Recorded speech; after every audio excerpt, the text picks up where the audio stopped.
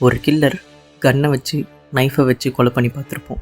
But love and ட்ரஸ்ட்டை வச்சு கொலை பண்ணி பார்த்துருக்கீங்களா? இந்த ஸ்டோரியில் அப்படி ஒருத்தரை பற்றி தான் பார்க்க போகிறோம். அவர் பேர் தான் மோகன்குமார். தொடர்ந்து பாருங்கள், ஃபுல்லாக சொல்கிறேன் என்ன நடந்துச்சுன்ட்டு.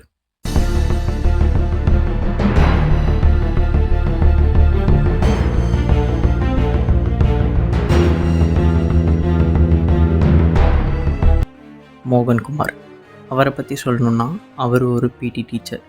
ப்ரைமரி ஸ்கூலில் வேலை பார்த்துட்டு இருந்தார் கர்நாடகாவில். இதுதான் அவரை பற்றி கிடைச்ச டீட்டெயில்ஸ். வேறு எதுவும் அவ்வளோக்கா அவரை பற்றி பெருசாக கிடைக்கல. ஸோ இப்போ நம்ம இந்த ஸ்டோரியை ஒரு விக்டிம் பாயிண்ட் ஆஃப் வியூவிலேருந்து பார்ப்போம். அனிதா, வயசு 22, பரிமரு வில்லேஜ், கர்நாடகா. ஸோ அனிதாவை பற்றி சொல்லணுன்னா, அவங்க ஒரு மிடில் கிளாஸ் ஃபேமிலி சேர்ந்த கேர்ள். வீட்டில் அப்பா அம்மா மட்டும்தான். அது மட்டும் இல்லாமல் அனிதா படித்து முடிச்சுட்டு வேலை தேடிட்டு இருக்காங்க. மிடில் கிளாஸ்னால் அவ்வளோ வசதியும் அவங்கக்கிட்ட இல்லை. ஸோ மேரேஜுக்கு அவங்களால டவுரி கொடுத்து கல்யாணம் பண்ணி வைக்க முடியாது. ஸோ அதனால் அவங்க வந்துட்டு படித்து முடிச்சுட்டு வேலை தேடிட்டு இருக்காங்க. இப்படி இருக்கிறப்ப வீட்டில் மேரேஜ் ப்ரெஷர் போடுறாங்க அவங்கள கல்யாணம் பண்ணிக்க சொல்லி. பட் அனிதாவுக்கு ஒரு கோல் இருக்குது. அதாவது நம்ம ஒரு ஸ்டேபிள் ஜாப்பில் போயிட்டு நம்ம வீட்டில் இருக்கவங்களையும் பார்த்துக்கிட்டு அதுக்கப்புறம் நம்ம மேரேஜ் பண்ணிக்கணுன்ட்டு. பட் வீட்டில் வந்துட்டு அவங்கள ஃபோர்ஸ் பண்ணுறாங்க, மேரேஜ் பண்ணிக்கோ, வயசாகுது அப்படின்னு சொல்லிட்டு. இப்படி நடந்துகிட்ருக்கிறப்ப திடீர்னு ஒரு கால் வருது. அவங்களும் அந்த கால் அட்டன் பண்ணி பேசுகிறாங்க. அந்த ஃபோனில் கால் பண்ணது மோகன்குமார் தான். ஸ்டார்டிங்கில் ஜாபுக்கு அவங்க தேடிட்டு இருந்ததை தெரிஞ்ச மோகன்குமார் அவங்கக்கிட்ட, நீங்கள் என்ன படிச்சிங்க, எங்கே காலேஜ் பண்ணீங்க, எவ்வளோ மார்க் அப்படின்னு நார்மலாக கான்வர்சேஷனை ஸ்டார்ட் பண்ண ஆரம்பித்தான். ஆஃப்டர் அன்றைக்கி அந்த ஃபோன் காலில் எல்லா டீட்டெயில்ஸும் கேதர் பண்ணி அவன் டெய்லியும் ஃபோன் பண்ண ஸ்டார்ட் பண்ணான். ஏன்னா அவங்களுக்கு சந்தேகம் வரக்கூடாது, நம்ம ட்ரஸ்ட்டை பில்ட் பண்ணணும் அப்படின்னு சொல்லிட்டு மோகன்குமார் முடிவு பண்ணான். இப்படி போயிட்டு இருக்கிறப்ப அவன் கான்வர்சேஷன் கொஞ்சம் கொஞ்சமாக சேஞ்ச் பண்ண ஆரம்பித்தான். அதாவது எப்படின்னு கேட்டிங்கன்னா, ஜாப்பில் இருந்து லைஃப்பை பற்றி கேட்க ஆரம்பித்தான். நீங்கள் எந்த ஊர், வீட்டில் எத்தனை பேர், மேரேஜுக்கு டவுரி போடுற அளவுக்கு காசு இருக்கா, இல்லை நீங்கள் மேரீடா, அந்த மாதிரி கொஞ்சம் கொஞ்சமாக விசாரிக்க ஆரம்பித்தான். ஸோ இப்படி விசாரிச்சுட்டு இருக்கிறப்ப தான் மோகன்குமார் ஒன்று கண்டுபிடிச்சான். அவங்க ஒரு மிடில் கிளாஸ் ஃபேமிலியும் அவங்களால வந்துட்டு மேரேஜுக்கு டவுரி போடுற அளவுக்கு அவங்கக்கிட்ட மணி இல்லைன்னும் அதை கண்டுபிடிச்சிட்டான்.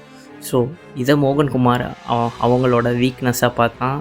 ஸோ இதை வச்சு ஏதாவது பண்ண முடியுமான்னு மோகன்குமார் யோசித்தான். ஸோ இப்படியே நடந்துகிட்டு இருக்குது. ஆனால் அவன் ஃபோன் பண்ணுறதை மட்டும் நிறுத்தலை. கொஞ்சம் கொஞ்சமாக இந்த மாதிரி பேசி பேசி அவங்க ட்ரஸ்ட்டை கெயின் பண்ணான். அனிதாவும் ஓப்பனாக பேச ஆரம்பித்தாங்க. வீட்டில் மணி ப்ராப்ளம் இருக்குது, நான் வேலைக்கு போனால் தான் சமாளிக்க முடியும், பட் வீட்டில் கல்யாணம் பண்ணிக்க சொல்லி ப்ரெஷர் பண்ணுறாங்க அப்படின்னு சொல்கிறாங்க. இதை தெரிஞ்சுக்கிட்ட மோகன் இதை லவ் ட்ராக்குக்கு மாற்றுறான்.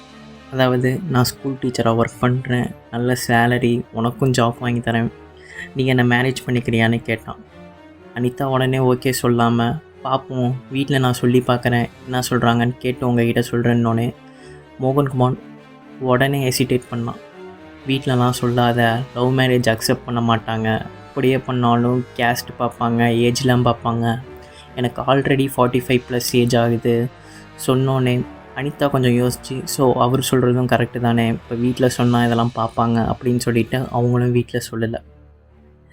இப்படி போயிட்டு இருக்கிறப்ப டெய்லியும் மோகன் கால் பண்ணி அவங்கக்கிட்ட பேசி இதையே திருப்பி திருப்பி சொல்லிட்டு இருக்கிறப்ப திடீர்னுட்டு ஒரு நாள், நீ என் கூட வந்துரு, நான் உனக்கு ஜாப்பும் வாங்கித்தரேன், மேரேஜும் பண்ணிக்கிறேன்னு சொன்னான். பட் வரப்போ உங்ககிட்ட எவ்வளோ அமௌண்ட்டு இருக்கோ, அப்புறம் ஜுவல்ஸ் எதுவும் இருந்துச்சுன்னா எடுத்துகிட்டு வா, அது நமக்கு ஃப்யூச்சரில் உதவும் அப்படின்னு சொல்லி அனிதாவை மேனிப்புலேட் பண்ணான். ஸோ அனிதாவும் இதை நம்பினாங்க. ஏன்னா பின்னாடி எப்படி இருந்தாலும் தேவைப்படும், நம்ம என்ன தான் போனாலும் ஏதாவது பையன் வீட்டுக்கு கொடுக்கணும்ல அப்படின்னு சொல்லி யோசித்த அனிதா அவங்க வீட்டில் இருக்கிற ஜுவல்ஸை அப்புறம் பணத்தையும் எடுத்து வச்சுக்கிட்டாங்க. ஸோ அவன் அதுக்கப்புறம் என்ன சொன்னான்னா, நான் உனக்கு மறுபடியும் ஃபோன் பண்ணி மார்னிங் நான் எங்கே வரணும்னு சொல்கிறேன், நீ அங்கே வந்துரு அப்படின்னு சொல்லிவிட்டு ஃபோனை வச்சுட்டான். மறுபடியும் கால் பண்ணி, மார்னிங் நீ அசன் பஸ் ஸ்டாண்டுக்கு வந்துரு, நான் உன்னை பிக்கப் பண்ணிக்கிறேன்னு சொன்னான். அதே மாதிரி அனிதாவும் மார்னிங் அவங்க கூட ஒரு பேக்கில் அமௌண்ட்டும் ஜுவல்ஸும் எடுத்துக்கிட்டு வீட்டில் யாருக்கிட்டையும் சொல்லாமல் கிளம்புனாங்க.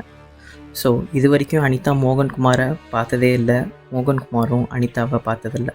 ஜஸ்ட் ஃபோனில் மட்டும்தான் பேசியிருக்காங்க. ஸோ அனிதா எக்ஸைட்மெண்ட்டாக போனாங்க. அங்கே போனோடனே பஸ் ஸ்டாண்டில் வெயிட் பண்ணாங்க. அப்போ மோகன்குமார் அனிதாவுக்கு கால் பண்ணி அவங்கள கண்டுபிடிச்சான். கண்டுபிடிச்ச உடனே கொஞ்ச நேரம் பேசிகிட்டு இருக்காங்க.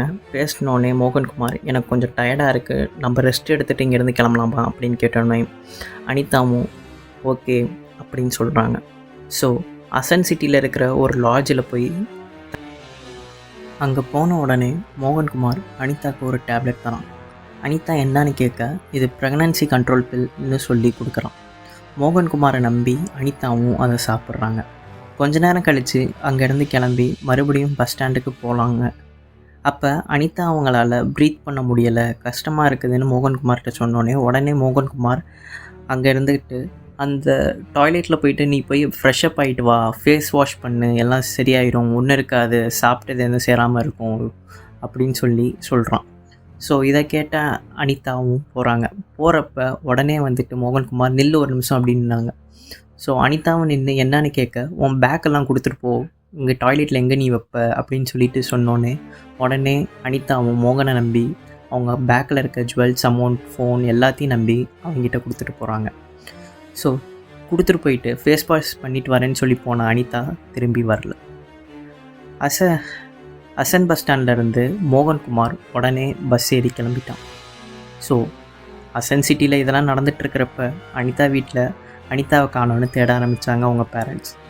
ஸோ தேடிட்டு இருக்கிறப்ப எங்கே போயிருப்பா அப்படின்னு தெரிலன்னு சொல்லிட்டு ஊர் முழுக்க தேடுறாங்க. தேடியும் கிடைக்கல. ஏன்னா அனிதா அவங்கக்கிட்ட சொல்லவே இல்லை. இதை பார்த்த பேரண்ட்ஸ் உடனே போலீஸ்கிட்ட கம்ப்ளைண்ட் கொடுக்கலாம் அப்படின்னு சொல்லிட்டு போலீஸ் ஸ்டேஷனுக்கு போகிறாங்க. ரிமைனிங் ஸ்டோரியை நான் பார்ட் 2ல் கண்டினியூ பண்ணுறேன். பாய். மறக்காமல் இந்த வீடியோவை சப்ஸ்கிரைப் பண்ணுங்கள், லைக் பண்ணுங்கள், ஷேர் பண்ணுங்கள். உங்களுக்கு இந்த பார்ட் 2 வேகமாக வேணும்னா பார்ட் 1 கீழே கமெண்ட் பண்ணுங்கள். நான் உடனே பண்ணி இந்த வீக்குள்ளே அப்லோட் பண்ண ட்ரை பண்ணுறேன்.